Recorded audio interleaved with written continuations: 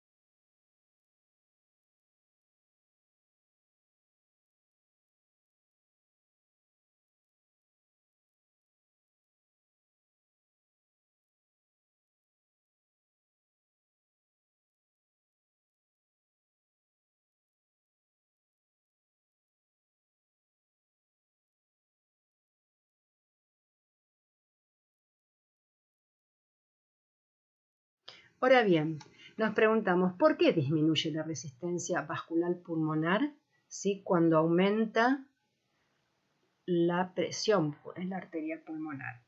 Esto ocurre por dos mecanismos. Uno de ellos es el reclutamiento y el otro es la distensión. Fíjense en esta figura, a la izquierda tenemos representado la situación en la cual se encuentran los capilares, algunos cerrados, otros un poquito abiertos. Entonces, ¿qué es lo que ocurre cuando aumenta, por ejemplo, el gasto cardíaco, como sería el caso del ejercicio? Lo primero que ocurre, el primer mecanismo es el de reclutamiento capilar, que es el que está representado en la parte media. Entonces dijimos que en principio, en circunstancias normales, algunos capilares están parcialmente o completamente cerrados. Esto se da fundamentalmente en la parte superior de los pulmones, ya que en esta zona hay una baja presión de perfusión. A medida que el flujo sanguíneo aumenta, la presión se va elevando y los vasos que están cerrados, van a disminuir su resistencia global. Se ve bien en la parte media. Fíjense que algunos vasos, los vasos que estaban cerrados, comienzan a abrirse y ya allí comienza a disminuir la resistencia, ¿sí? Bueno, ¿qué pasa después? El segundo mecanismo que se da como consecuencia del aumento de la perfusión, de la presión de perfusión, es la distensión capilar. ¿Y qué es la distensión capilar? El ensanchamiento de los segmentos vasculares individuales. Ahí se ve bien cómo se ensancharon, ¿sí?, los capilares, ¿sí? Y esto se da ¿por qué? Porque los capilares son sumamente delgados y sumamente distensibles, con lo cual la resistencia baja aún más.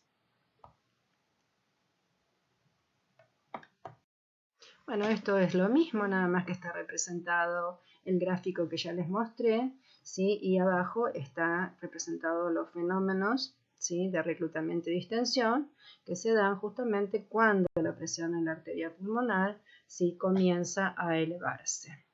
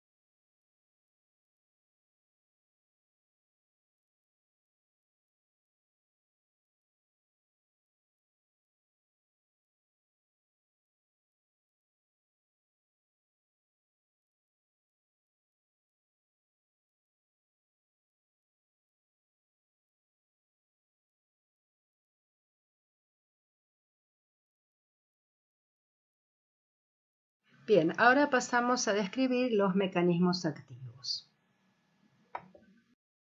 Bien, ahora pasamos a describir los mecanismos activos. Aquí se describe uno de los mecanismos activos, que es uno de los más importantes descritos en este sentido, donde vemos que un descenso de la presión de oxígeno en los alvéolos, es decir, una hipoxia alveolar, provoca vasoconstricción pulmonar. Aquí se ilustra entonces cómo la hipoxia alveolar provoca vasoconstricción y ello se traduce en una distribución o una redistribución del flujo sanguíneo, ¿sí? También se ha estudiado la participación o las variaciones de la presión de dióxido de pH, o sea, se ha descrito que un aumento en la presión de dióxido o una disminución del pH también podrían llegar a provocar vasoconstricción, pero esos son hallazgos. Lo que sí está comprobado recientemente es que la hipoxia alveolar produce vasoconstricción. Y también se ha propuesto que en este sentido habría un aumento en la producción de endotelina 1 acompañado de una disminución de óxido nítrico. Recuerden que el óxido nítrico es un vasodilatador muy potente y la endotelina es un vasoconstrictor muy potente. Entonces habría un desbalance a favor de una mayor producción de endotelina 1 por parte de los capilares del endotelio. Bien. Vamos ahora a ver algunos ejemplos.